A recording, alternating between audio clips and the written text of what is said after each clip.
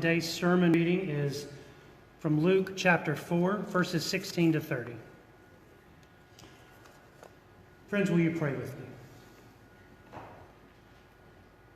Oh, gracious and loving God, here we are again in your midst as your people, gathered to worship you, oh God, gathered to praise you, gathered to sit and just be in your glory.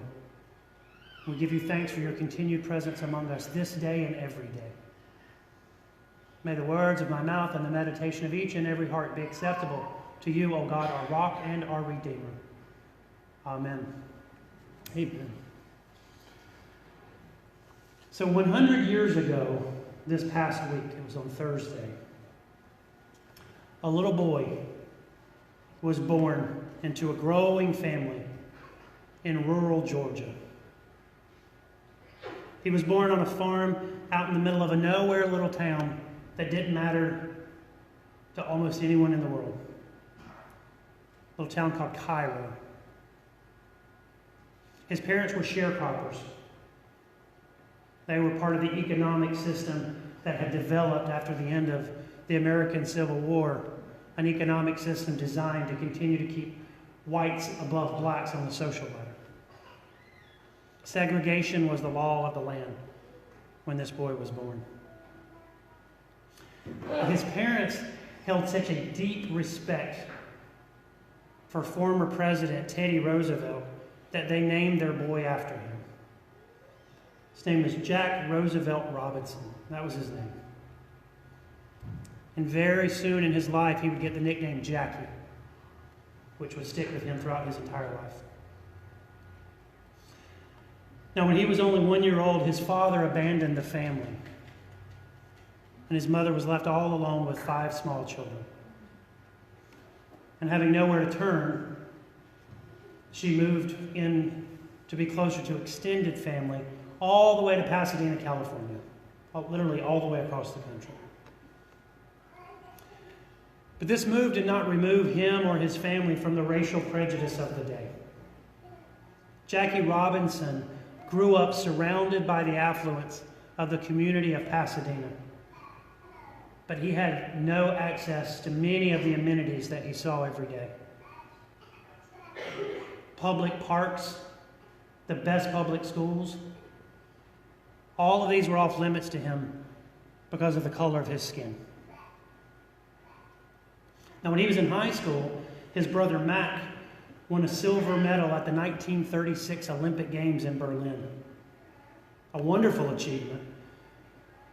But because, as is the tendency of many of us, and this hasn't changed, and I don't know if it ever will, because he was second, we don't generally remember him. Who we remember was first. The runner who won that race was Jesse Owens, who, of course, we all know much better. Jackie's brother, like I said, Mac, came in second. Now, the Olympic Games that were staged by Nazi Germany in 1936 were intended to showcase the superiority of the Aryan race. And, of course, wins by African Americans were an embarrassment to Hitler, an embarrassment to the Nazi regime. Racial theories which held the inferior status of dark-skinned people were prevalent not just in Nazi Germany, though. They were prevalent all around the world. But of course, the Robinson family was proof that all of this was nonsense. Jackie's older brother encouraged him to pursue his athletic dreams, and Jackie was quite an athlete. With his brother pushing him forward, Jackie Robinson became the first student at UCLA to earn varsity letters in 4 sports: basketball, baseball, football, and track. Now, during his time at UCLA, he also endured racial slurs from competing teams and often from his own teammates. Jackie was drafted into a segregated cavalry unit.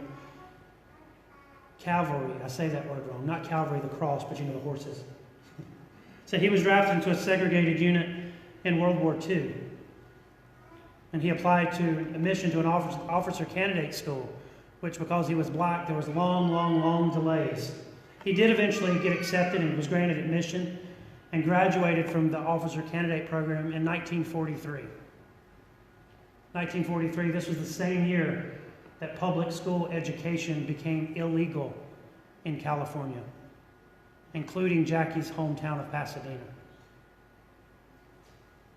A few years later, he was court-martialed for refusing to follow an army bus driver's order to get to the back of the bus. And he was acquitted, though in his life, again, he was reminded that he was not being treated equal, that life was not fair for him simply because he was a white man. He joined the Negro Baseball League in the late 1940s and later became the first African American to play baseball in the major leagues in over 50 years. We often recount Jackie Robinson as the first African American to play baseball in the major leagues. There were several in the 1890s, but Jackie is the one who we lift up. He broke the color barrier that had kept black men subordinate and in lesser leagues for decades. I think it's good for us to hear stories like this and remind ourselves of stories like this about unlikely heroes. Now, February, of course, is the Black History Month in our country. So perhaps this is an especially good time for us to hear stories like this. Now, Jackie Robinson faced a lifetime of discrimination, yet was able to rise above it all. He was well known among his circle of friends and his enemies for his philosophy of nonviolence and his humble demeanor when he would be verbally attacked because of his race. Now, I want to show you a short video clip now that's going to highlight some of his story. Dan, you can play that video.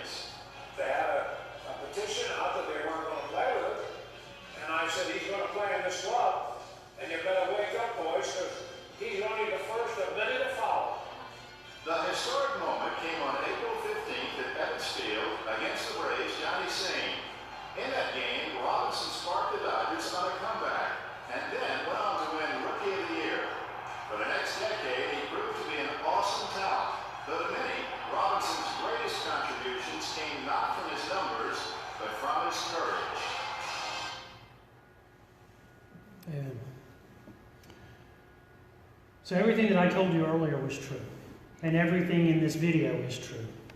But it's all about perspective. It's about the way we view this story. Because in a society that is dominated by white people with white sensibilities, we have become accustomed to this version of this story. But if we really listen to this video, we can see another perspective that is going on here.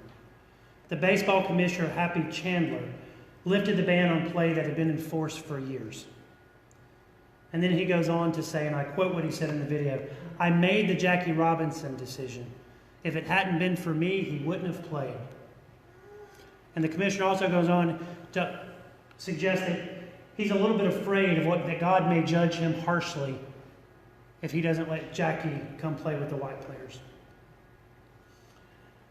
There were a lot of good men and women who helped turn this tide to help begin to integrate our society. But there are also many who are not so good. Because when we tell this story in a way that we tell it when Jackie Robinson overcomes the odds and becomes the first player in history who is black to play baseball in the major leagues, we do so in part to relieve generations of guilt by white-skinned Americans.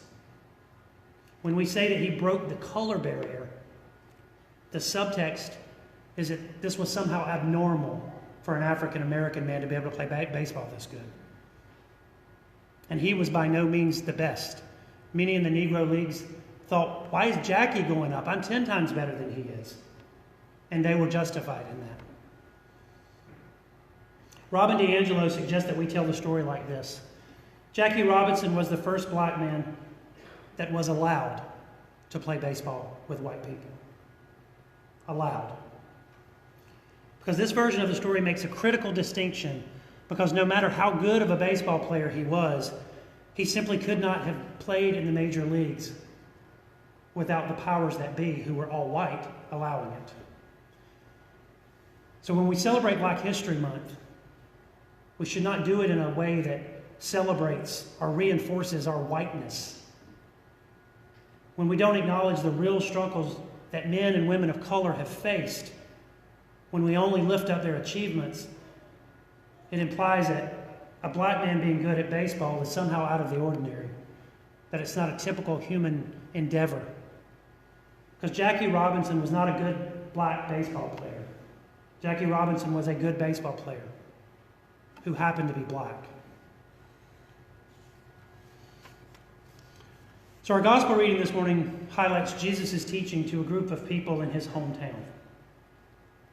A story that often resonates on our ears well when we hear people talking about returning to their hometown and things never feeling quite the same. Because this passage begins with Jesus returning to Galilee. He's been out in the wilderness being tempted by Satan. Now he has returned home to this tiny little town in the middle of nowhere that no one really cares about. He's returned to the place where he grew up, Nazareth. Now he reads the scroll at the synagogue and then teaches on what he has read. His neighbors and friends, they're happily listening. They're astounded that this little boy, who they still see as a little boy, the son of Joseph, one of their own, that he's so astute, he knows so many things. They're really impressed with him. They were amazed and expected God's blessings to come on to them as simply being the community that helped raise him. And of course, as being part of the community of Jews who were chosen by God. I mean, they're his hometown folks. They should get a little credit, right? At least that's what they think. So all is well and good, and they're really happy that Jesus has returned and is telling them, teaching so astutely from the scrolls of Isaiah. And then Jesus continues to teach. Jesus tells the story of Elijah. Jesus compares his hometown neighbors to those who have turned their backs on God through their actions of sin. Nobody likes to hear that, right? Jesus makes it clear that God intends to increase the multitude of the people who are chosen by God by offering the message of the gospel to the Gentiles. God sent Elijah to the Gentile widow in Sidon. God sent Elisha to the Gentile leper Naaman. God has always been expanding these circles. And the townspeople hear what Jesus is saying, and they understand him well. Because what he is saying is, yes, you're chosen, but it's not just you. And I haven't come here to bring glory to my hometown. I've come to bring glory to the world. And they don't like that. They want it all. They're greedy. So they get angry. They get very angry. In fact, our Bible even tells us that all in the synagogue were filled with rage. With rage. That's a really strong word. With all these hostile feelings, the story tells us that they even go so far that they take Jesus to the edge of the cliff. They're going to push him off. They're going to murder him because they're so angry, so filled with rage that he is expanding what it means to be God's chosen people. Now, Alan Culpepper believes this scene suggests, I'm going to quote him, it said, this scene suggests that the basis for their hostility toward Jesus was a difference in the way that they read the Scriptures. I don't know, are there any Christian communities that we read the Scriptures differently from? Maybe a few, right? So the people in Jesus' hometown read the Scriptures as promises of God's exclusive covenant with them. A covenant that involved promises of deliverance from their oppressors. Deliverance from people who they saw as sinful. Jesus came announcing deliverance, but it wasn't a national or a racial deliverance.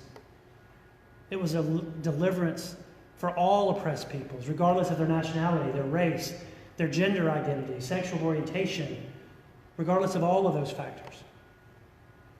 In other words, Jesus was preaching a message of inclusion. That all people are God's children, and that all are included in the promises that God offers. Now, this was a radical, radical message.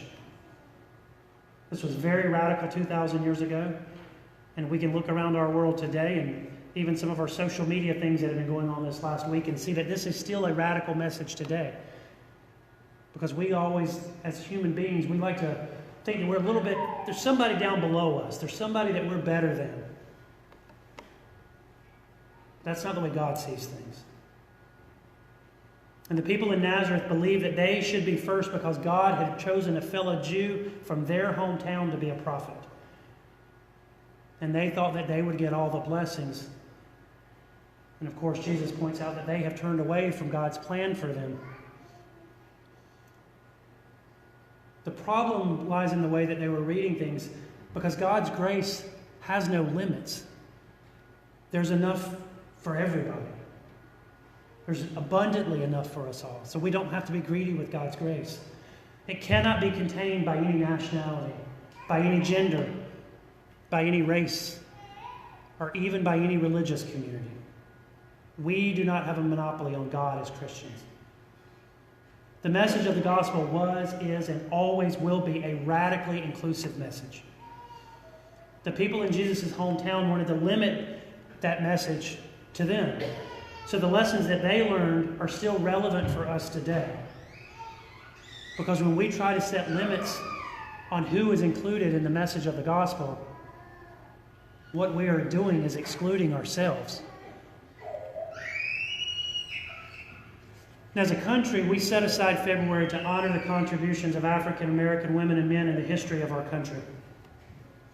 And this is a wonderful, wonderful thing. Because when we do this, we're able to lift up so many people who usually get skipped over in favor of our white history. And the reality is, and it's almost a social contract among white-skinned people, is that we don't talk about race. It's a taboo subject because it makes us uncomfortable. Probably makes you uncomfortable for a pastor to be standing in the pulpit talking about race. Some of you out there are probably going, ugh. And if something makes us uncomfortable and makes us shudder, then we avoid it. We don't talk about it. And when we white folks do talk about race, it is always, almost always about somebody else's race. We rarely, if ever, think about what it means to be white. And I know this doesn't include everyone in this room, but it includes most of you, myself included. When we white people talk about easing racial tensions, it's usually a conversation focused on what people of color need to do rather than what us white-skinned people need to do. Now, most of you, of course, in this room are white. So I have an invitation for all of you. I want to invite any of you who would happily agree to trade places with African Americans in our country and be treated the way they are treated on a daily basis, to please stand up. So we know there's a problem, right? We know that we treat blacks less favorably than whites in this country in 2019. And we know that this is an institutional and systemic problem. But guess what? The institutions and the systems, they're controlled by white people. But what makes it so uneasy for us to talk about, and why we often ignore it, is because we think individually it's not our problem. I've done nothing to contribute to this. And that's valid. Or sometimes even worse, we'll get angry and get defensive when racial disparity is pointed out, when it makes us uncomfortable. Say things like, it's not my fault, I've worked so hard my entire life. I've always treated people equally. Which is true for many of us. Because most white people see any suggestion that we are part of a system of racial injustice as a personal attack. And this is not personal, it is systemic, it is institutional. And as D'Angelo observes, the smallest amount of racial stress is intolerable for white-skinned people. The mere suggestion that being white has any meaning is usually just denied outright. So rather than trying to see another perspective and to understand how non-white people might see things, white-skinned people just dismiss the conversation and say, doesn't concern me. And of course it concerns us all, because we cannot excuse ourselves from the problem if, as Christians, we want to be part of the solution.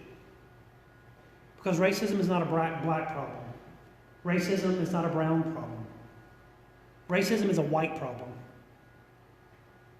So if we excuse ourselves, we become like those people in Nazareth who thought they were somehow more deserving of God's grace simply because of who they were.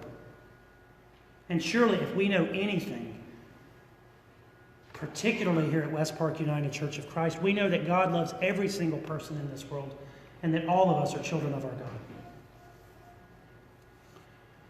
So during this month of February, we will continue to tell stories of our African American sisters and brothers who have made our country a better place, as we lift up our African American heroes over the course of our Black History Month. But we will do so also through the lens of remembering the harsh realities of the racism and discrimination and segregation of which they have faced and which many of them continue to live into. We will do so by acknowledging that there are still significant challenges for people of color in our country that white-skinned people do not face. And we will do so by remembering that black folks are not separate from American history, that they are part of American history, a history that we all share.